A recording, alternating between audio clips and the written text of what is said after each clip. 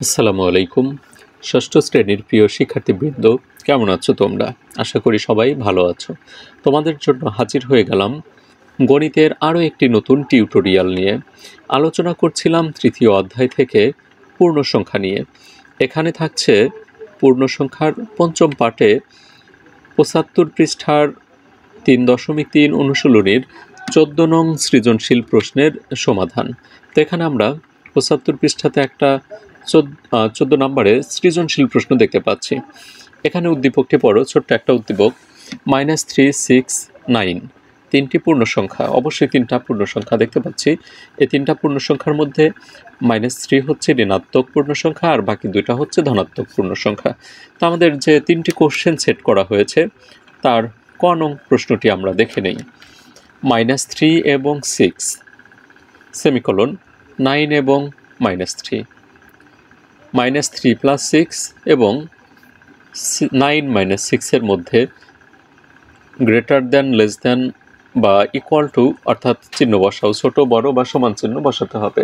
তো ছোট বড় সমান চিহ্ন বসানোর জন্য আগে আমাদের যাচাই করে দেখতে হবে কে কার চেয়ে ছোট অথবা কে কার চেয়ে বড়।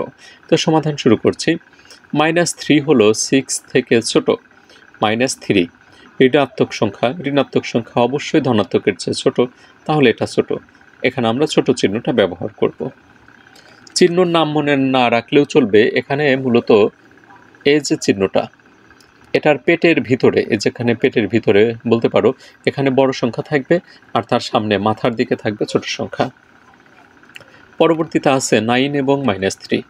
আবার 9 হলো -3 থেকে বড়, এজন্য এখানে আমরা 9কে পেটের ভিতরে রাখলাম, মানে বড়র দিকে, আর -3 সামনে আসলো।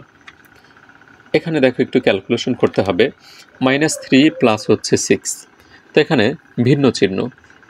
6 বড়, এটার আগে প্লাস, বিয়োগ করলে 3 থাকবে, অর্থাৎ +3 থাকবে। আবার 9 থেকে এখানে আমরা বিয়োগ দেব হচ্ছে 6, 9 বড় আর -6, 6 হচ্ছে ছোট, বিয়োগ করলে 3 থাকে। দেখো দুটা সমান মান, এজন্যে আমরা এখানে সমান চিহ্ন ব্যবহার করতে পারবো। ক নং প্রশ্নের সমাধান শেষ। খ নংয়ে চলে যাচ্ছি।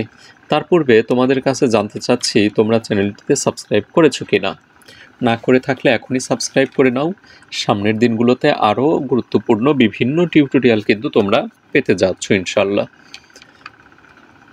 -3 প্লাস ব্র্যাকেটের ভিতরে -6 + 9 এর মান নির্ণয় করতে হবে। খুবই সহজ অঙ্ক। পূর্বের টিউটোরিয়ালগুলো যদি তোমরা দেখে থাকো এই অধ্যায়ের, তাহলে কিন্তু এই অঙ্কগুলো তোমাদের কাছে জটিল মনে হওয়ার কোনো কারণ নেই। আমরা রাশিটা লিখে নিলাম।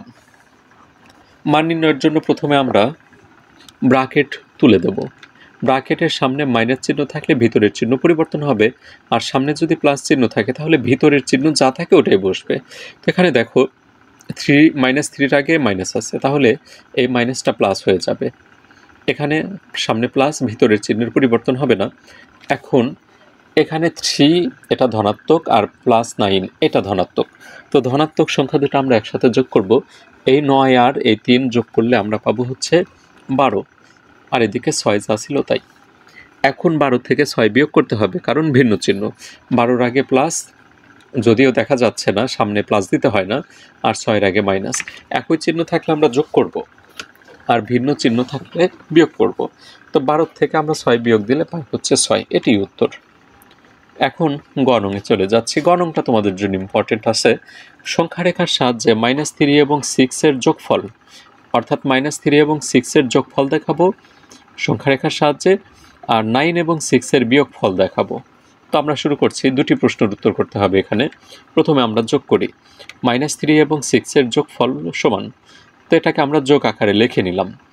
-3 প্লাস হচ্ছে 6। এখানে কিন্তু আমরা উত্তর বের করি নাই, আমরা এই ফলটা নির্ণয় করব সংখ্যা রেখার সাহায্যে। আমরা প্রথমে একটা সংখ্যা রেখা অঙ্কন করে নেব, তারপর এই সংখ্যা রেখাতে আমরা মান বসাবো। শূন্যের ডান দিকে বসাবো হচ্ছে ধনাত্মক মান, বাম দিকে ঋণাত্মক মান। এখন যোগফল নির্ণয়ের জন্য প্রথম ধাপে যা করতে হবে আমরা এখানে লিখে নিচ্ছি। প্রথমে দেখো সংখ্যা রেখার উপর 0 বিন্দু থেকে বাম দিকে 3 ধাপ অতিক্রম করে -3 বিন্দুতে পৌঁছায়। বাম দিকে কেন যাব? এই যেখানে আমাদের যে প্রথম সংখ্যাটা এটা মাইনাস অর্থাৎ ঋণাত্মক সংখ্যা, আর ঋণাত্মক হচ্ছে শূন্যের বাম দিকে। এজন্য আমরা শূন্য থেকে বাম দিকে 3 ধাপ যাব। 3 ধাপ গিয়ে এখানে একটা বিন্দু আপাতত দিয়ে নিলাম, তারপর চিহ্নিত করে নিলাম এটাকে। তো আমরা প্রথমে শূন্য থেকে 3 ধাপ বামে আসলাম। বামে এসে এখন কি করতে হবে? তারপর -3 বিন্দু থেকে ডান দিকে 6 ধাপ অতিক্রম করি। এখান থেকে আমরা 6 ধাপ যাব, কারণ ধনাত্মক সংখ্যা। ধনাত্মক হলে ডান দিকে যাব, ঋণাত্মক হলে বাম দিকে। তো -3 থেকে যদি আমরা 6 ধাপ যাই তাহলে এসে আমরা কোথায় পৌঁছাই? এখান থেকে 6 ধাপ আসলে আমরা 3-তে পৌঁছাই। তো এটাই আমরা লিখে নিচ্ছি, আর এই বিন্দুটাকে এখান থেকে এখানে পাঠিয়ে দিলাম। এখানে আমরা মূলত ভরাট করব। প্রথমে যে এখানে ছিলাম তোমরা কিন্তু এটা ভরাট করবা না, একটু চিহ্নিত করে নিবা। তারপর এখান থেকে ফাইনাল যেখানে যাবে সেখানে বৃত্তটা ভরাট করে নিবা। তাহলে আমরা 3 বিন্দুতে পৌঁছাইলাম। অতএব নির্ণেয় যোগফল -3 + 6 = 3। এখন আমরা 9 এবং 6 এর বিয়োগফল নির্ণয় করব। তো প্রথমে 9 এবং 6 এর বিয়োগফলটা বিয়োগ আকারে লিখে নিলাম। এখন আমরা সংখ্যা রেখা অঙ্কন করি, তারপর ব্যাখ্যাটা লিখে নিচ্ছি। প্রথমে সংখ্যা রেখার উপর 0 বিন্দু থেকে ডান দিকে 9 ধাপ অতিক্রম করে 9 বিন্দুতে পৌঁছাই। তো এখানে সংখ্যা রেখার ডান দিকে আমরা 0 থেকে 9 ধাপ গিয়ে এখানে এসে পৌঁছাবো, কারণ ধনাত্মক সংখ্যা। ধনাত্মক হলে আমরা ডান দিকে যাব, ঋণাত্মক হলে বাম দিকে যাব। যোগ বিয়োগে আলাদা কোনো তেমন পার্থক্য নেই। এখন 9 বিন্দু থেকে বাম দিকে 6 ধাপ অতিক্রম করব। এখান থেকে 6 ধাপ আসবো। 6 ধাপ আসলে আমরা 3 বিন্দুতে এসে পৌঁছাই। এটাকে টেনে এখানে এনে দিলাম। তাহলে আমরা 3 বিন্দুতে পৌঁছাইলাম। অতএব নির্ণেয় বিয়োগফল 9 - 6 = 3। সুপ্রিয় শিক্ষার্থীবৃন্দ, এরই সাথে 75 পৃষ্ঠার অনুশীলনী 3.3-এর 14 নং যে সৃজনশীল প্রশ্নটি ছিল তার উত্তর কিন্তু শেষ হয়ে গেল।